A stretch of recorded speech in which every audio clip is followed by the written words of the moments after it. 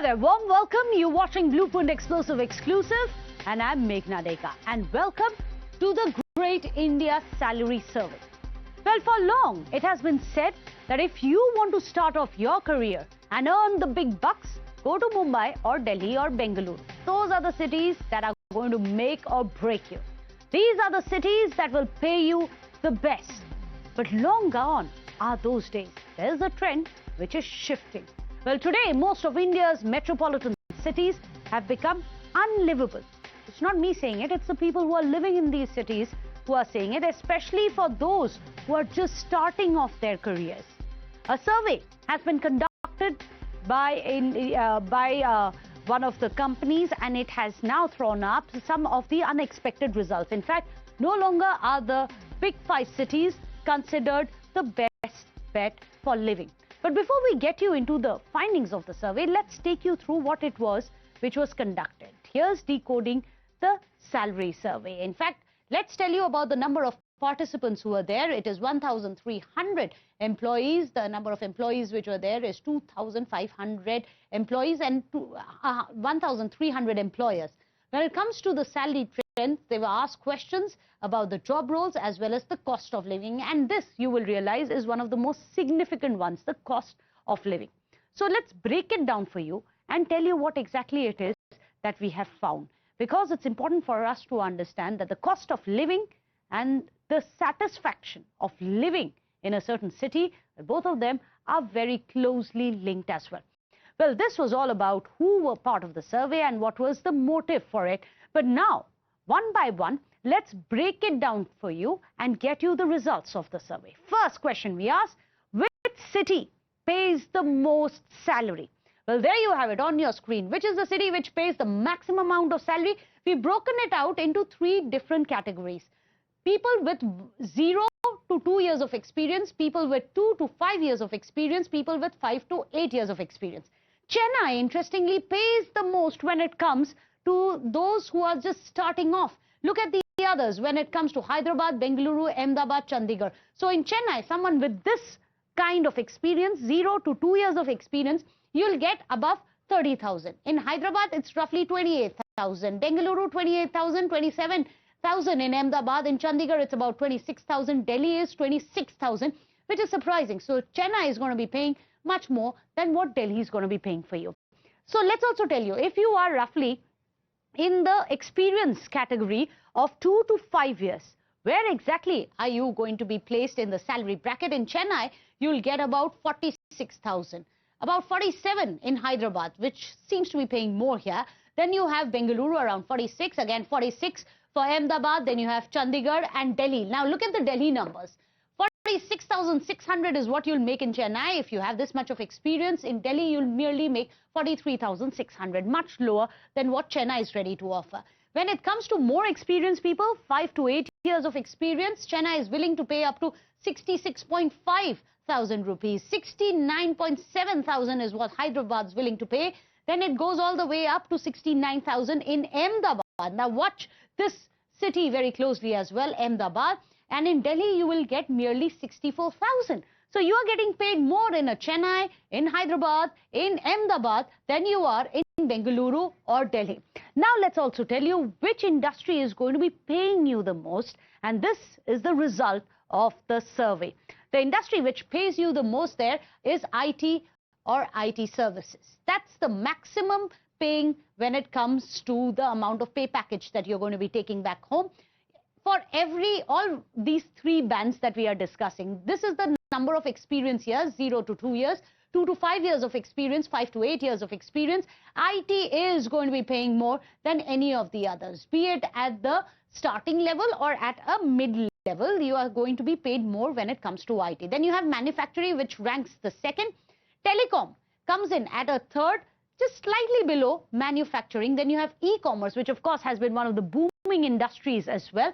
E-commerce comes in around the fourth. Then you have logistics and healthcare. Healthcare, interestingly, lags behind when it comes to the sector-wise divide. So this is the industry which is going to be paying the most, be it the entry level, the mid level, or the mid-senior levels. Next, let's tell you, and this is a very interesting one, which are the metros which are becoming unlivable, Well, we all know which city is good to work in. Let's also take you through different sector-wise, which we were just telling you about. Well, there you have it on your screens. Metros are becoming unlivable as per the survey which has been carried out. 96% of people who were surveyed in Delhi said that it was unlivable, that the salary and the cost gap was too high, that the cost of living was very high and the salary was very low. That was Delhi. Let's tell you about Mumbai. 95% of the people who lived in Mumbai, the employees are saying that there is too much of a gap, that our cost of living is too high, our salaries are not matching it.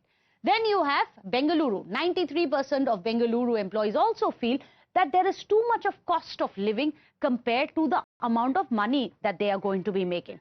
But we all know how volatile Gen Z is. So let's talk about the Gen Z specifically, about their personal lives. What really are their priorities? They, remember, seem to be never content with anything, and as always are on the move. But the same can be said in the professional terms as well, because it translates into their professional fields as well. What is the topmost priority for the Gen Z? There you have it. 7 out of 10 in the Gen Z market are ready to switch jobs within 6 months. 6 months they join, then they want to be out. 7 out of 10. Here's another statistics. Half of them, 1 out of 2, half of them are open to taking fully remote roles. They don't even need to come out and interact with other people in office. Then you have 4 out of 10 people in Gen Z. They are unhappy with the present amount of pay packages that they are receiving. Then you have 6 out of 10. They feel that seniors are getting better perks than they are, even though they are senior. So let me go across to our panelists. Well, today, joining us on the show, we have Dilip Cherian, the founder of Perfect Relations. We also have Kshitij Agarwal, who's joining us, the CEO of Tequila Global Services. Dilip Cherian, I'm going to come to you first. Very interesting. And you live in Mumbai. Most of Mumbai, about 97 of them, if I'm not mistaken, they are all saying that Mumbai is becoming unlivable, especially if you are younger. It's too expensive and too little pay. Is that true? I don't think that the survey is wrong. The survey is actually pointing the direction of where preferences and trends are headed. I now live in Delhi, work a lot in Bombay, but you won't believe it, in the last 6 weeks, I've made 3 business calls for my consulting business into Ahmedabad. So there you have what you pointed out is actually the direction of the future. Gen Z, as well as even more senior employees, are finding that besides cities being unlivable like Delhi because of pollution and all kinds of other issues, the cost of living, the rentals, and even more importantly, access to good schools is choked off. So, as they contemplate either having families or have young families, this is becoming a problem for a lot of them. As far as salaries are concerned, I just want to say that, 5 to 8 years, I don't consider mid-level because, that's still fairly junior in the hierarchy. And people who are looking at moving in the middle level have already made decisions about where they are living because either they've bought homes or they've got admissions for their kids into schools, and transfers are not that easy. So we really need to look at these 2 cohorts, because here is where the highest flexibility arises and therefore the highest level of comparisons.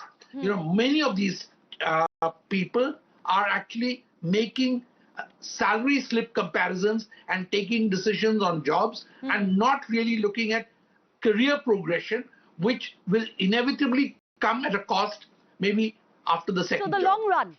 So they are more focused on the now and living it today. I believe YOLO is the term, if I may be wrong in that. But that is the general strategy which seems to be there. But Kshitij, do you find it interesting that there are hubs like an Ahmedabad, a Chennai, a Bengaluru, a Hyderabad? These are the cities people want to. So these may not be Delhi and Mumbai, but what really is making them so very attractive? Is it because the infra is just as good, at least in some of the cases?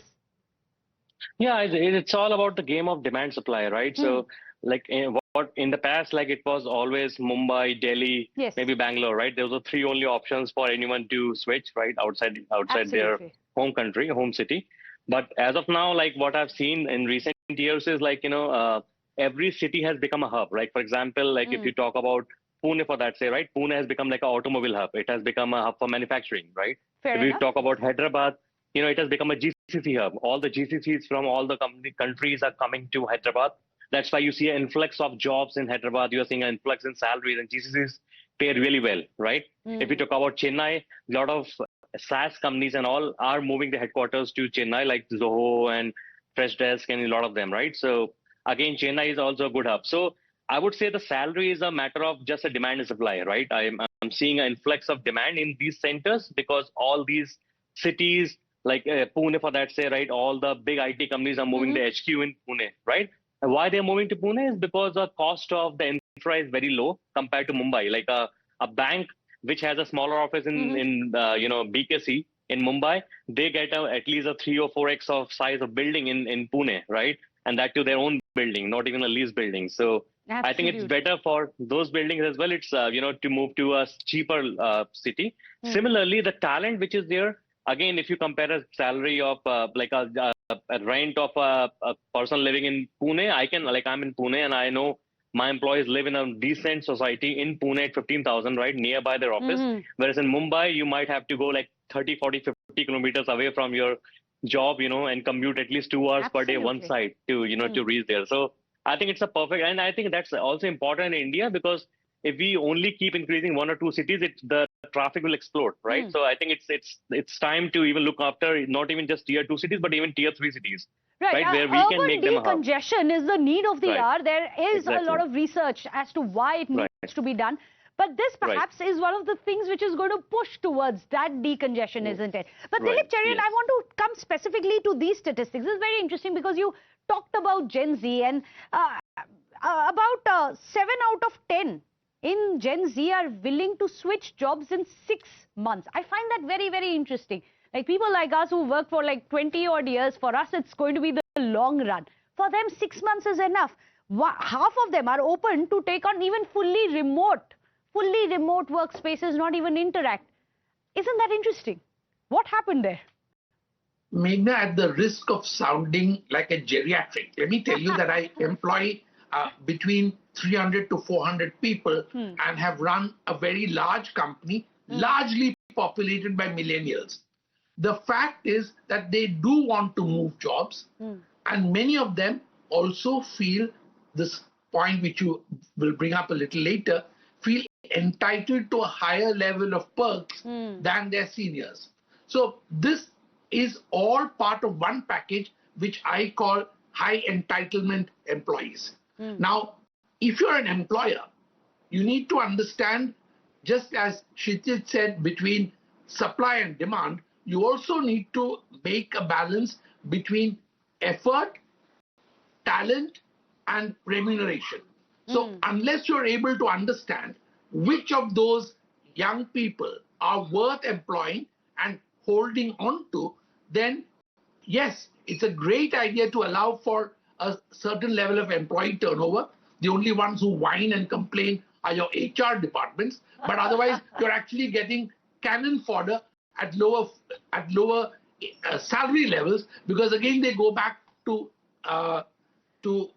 square one and start at the bottom of the 0 to 2 year heap. So I think that many of these people either haven't woken up and smelt the coffee, or as Kshitij said, they are looking at perks which we don't consider seriously once you've settled into a city. Because, for example, a 2-hour commute in Mumbai is routine today.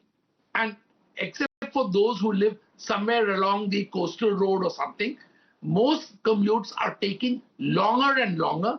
And the other factor that's coming into these cities, the Hyderabad, the Bangalore, the Ahmedabad and the Chandigarhs, is the emergence of what I call the metro traveler. People are living at the end of the metro line to get lower costs, and they know that they can get in and be transported in a predictable manner. Oh, that's an interesting one. The metro line travelers.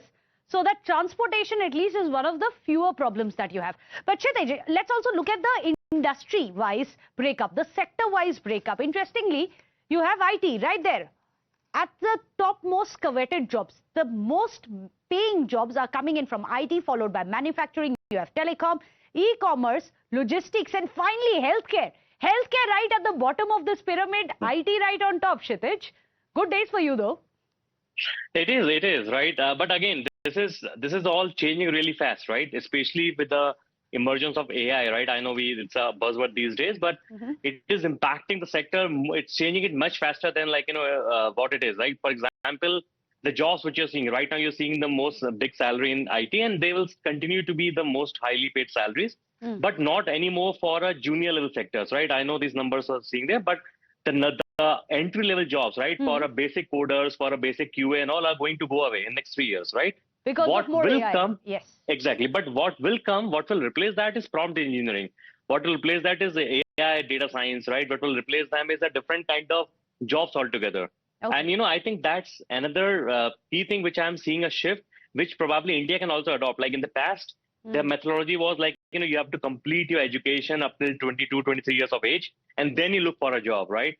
I think as of now, with the AI and all, it has enabled that a 15 years old guy who just passed out of a 12th, he can, he can also go and easily learn these small things, and he can also go for a job, right?